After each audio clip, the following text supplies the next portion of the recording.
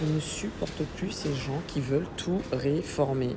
Il faudrait maintenant commencer l'école 1 heure, voire 1 heure et demie plus tard. Parce que les enfants sont soi-disant trop fatigués. Par contre, ils ne sont pas trop fatigués pour jouer à la console. Ils ne sont pas trop fatigués pour être sur leur téléphone, hein, pour mater des séries, pour mater Netflix jusqu'à pas d'heure.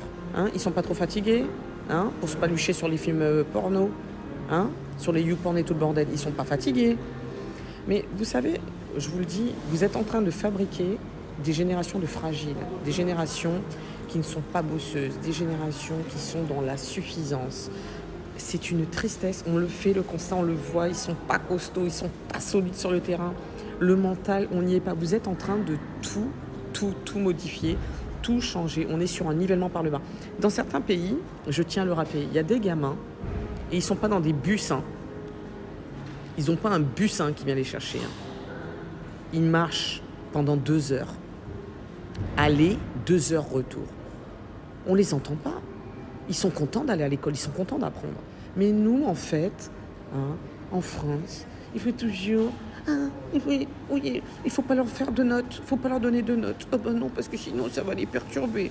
Oh ben oui, si on le note, on les note, bah du coup, il y a un classement. Bah c'est ça la vie, en fait. Voilà.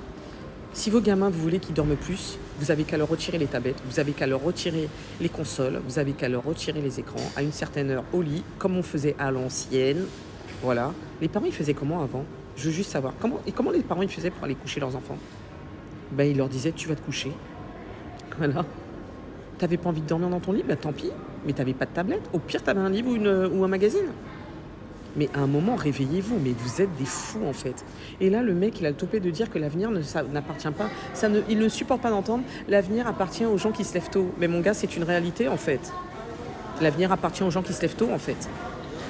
Ben ouais. Et oui, mon gars, je suis désolée, c'est pas quand tu vas te lever à 14h que tu vas faire avancer les choses dans ta vie. Ah ben oui, il faut remettre l'église au milieu du village, sincèrement. Moi, je vous le dis. L'église, la mosquée, la synagogue, tout, les temples bouddhistes, tout au milieu du village. Moi, je vous le dis, moi. Parce que vous êtes en train de flinguer cette génération. Regardez ce qui est en train de se passer. La notion de performance.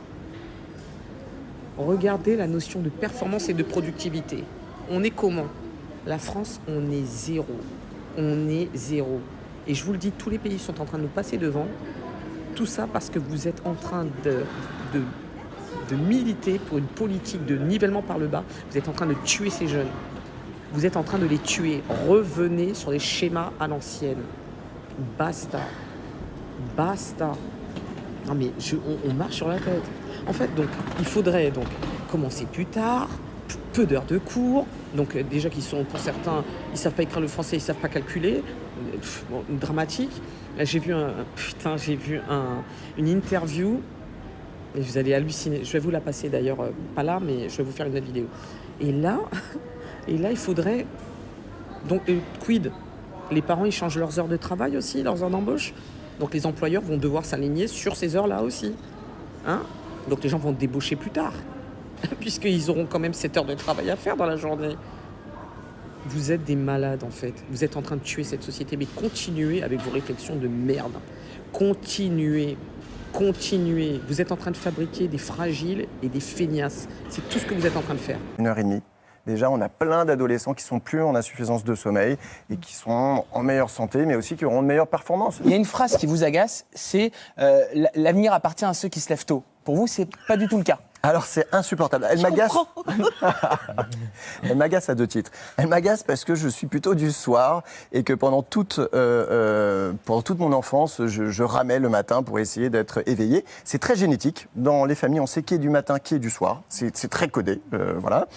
Et surtout, en moyenne, par exemple, chez les adolescents, ils ont un décalage de leur horloge de 2 à 3 heures. C'est très difficile pour les ados de se coucher avant 23 heures. Or, leur besoin de sommeil est de 10 à 11 heures. Parce qu'ils sont en plein développement, etc. Et donc, il y a énormément de jeunes qui sont en privation de manière chronique. Et donc, si on s'intéresse à leur santé physique, à leur santé mentale, il faut s'intéresser au sommeil, il faut s'intéresser à leur rythme. Et donc, c'est pour ça que cette phrase m'énerve, parce qu'elle ne correspond qu'à ceux qui sont du mal.